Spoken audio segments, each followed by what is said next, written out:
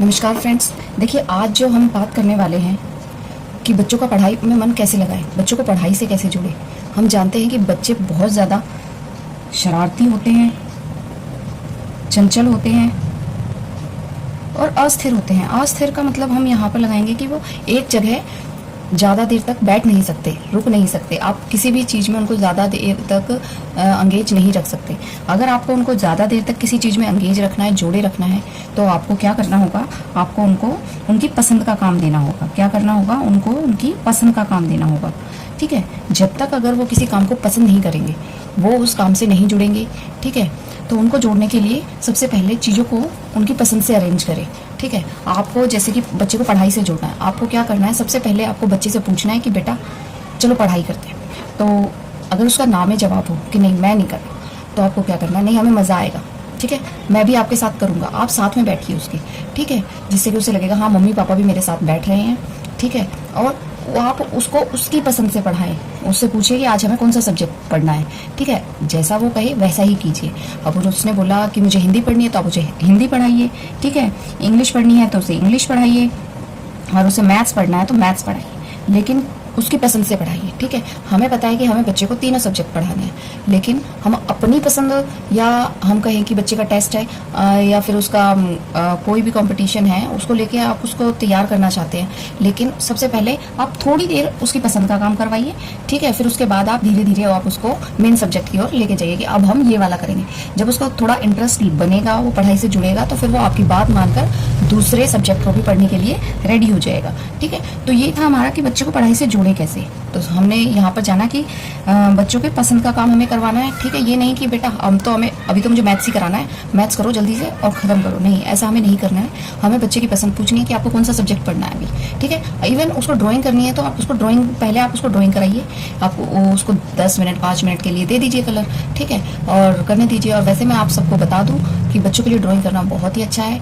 ठीक है, उनकी मेंटल हेल्थ के लिए तो अच्छा है ही, क्रिएटिविटी बढ़ती है बच्चों में, और साथ ही उनकी हैंड राइटिंग के लिए भी बहुत अच्छा है। बच्चों की हैंड राइटिंग बहुत क्लियर होती है व्हेन दे यूज़ कलर्स। ठीक है ना, जब भी वो कलर वगैरह करते हैं, कलरिंग करते हैं, तो उनकी जो फिंगर की टिप्स है, मसल्स है फिंगर्स की, वो एक्टिव होती है और वो स्ट्रॉन्ग होती है, जिससे कि उनकी हैंड राइटिंग अच्छी होती है। ओके, तो ये तो हो गया हमारा कि बच्चों को पढ़ाई से जोड़े कैसे। ठीक है, सेकेंड है हमारा बच्चों का मन पढ़ाई में कैसे लगाए। आपको पता है कि हमारा बच्चा, उसका मन पढ़ाई में लगता ही नहीं है, जब भी बोलो भागता है। ठीक है, तो सबसे पहले बच्चों को कभी भी ये ना कहें बेटा पढ़ लो। इससे क्या होता है, बच्चा कहता है कि नहीं मुझे नहीं पढ़ना। अगर वो आपके कहने से एक बार बैठ भी जाएगा तो तब भी उसका मन नहीं लगेगा पढ़ाई में। ठीक है, उसको ये रहेगा कि पता नहीं मम्मा क्या कह रही है, क्या क्यों परेशान कर रखा मुझे। ठीक है, तो आपको ये नहीं करना है। आप उसके साथ बैठिए पढ़ने के लिए, बच्चे के साथ बैठिए कि आओ बेटा पढ़ाई करेंगे। ठीक है,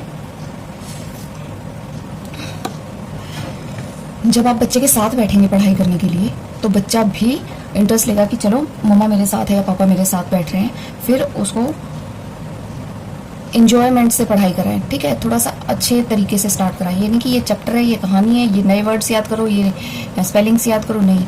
ठीक है, थोड़ा सा इंटरेस्टिंग। अच्छा ठीक है, उसको बोलो कि देखो ये वाला वर्ड है, अब मान लो मुझे उसको याद कराना है स्ट्रॉन्ग, एक वर्ड है स्ट्रॉन्ग, इसकी स्पेलिंग मुझे याद करानी है। ठीक है, उसके लिए मुझे क्या करना पड़ेगा, अब मैं कहती हूँ जैसा कि मैं अपने बच्चों के साथ भी करती हूँ कि चलो स्ट्रॉन्ग की स्पेलिंग है, कौन पहले याद करता है। ठीक है, वो हम दोनों के बीच कंपटीशन होता है, तीनों के बीच।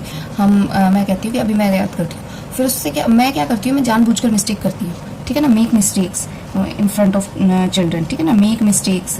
और उससे क्या होगा, बच्चे के अंदर कॉन्फिडेंस आएगा कि मम्मा को नहीं आ रहा, पापा को नहीं आ रहा, लेकिन मुझे आ रहा है। ठीक है, आप क्या कर सकते हो, जैसे स्ट्रॉन्ग की स्पेलिंग मुझे आती है, लेकिन मैं फिर भी जानबूझ के गलती करूँगी, STO, तो मैंने यहाँ पे आर मिस कर दिया, वो एकदम से कैच करेगा मम्मा आपने आर नहीं बोला। तो यही तो हमें चाहिए।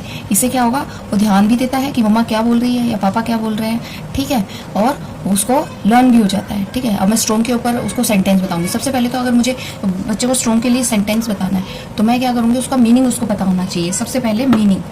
ठीक है, किसी भी अक्षर का अगर उसको कभी वाक्य में यूज़ करना है तो उसका मीनिंग उसको पता होना चाहिए।